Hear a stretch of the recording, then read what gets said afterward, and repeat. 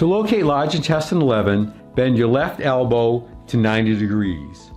Large intestine 11 is found on the outside of the arm, halfway between the center of the elbow crease and the tip of your elbow.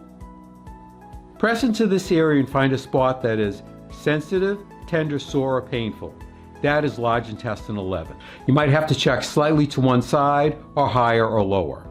Stimulate the point by rubbing the area quickly 5 times, then take a break for a count of 5 and repeat 4 more times. It might look like this.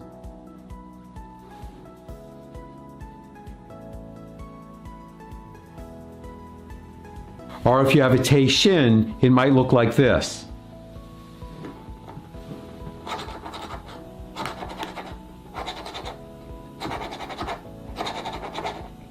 Now find large intestine 11 on your other arm and repeat.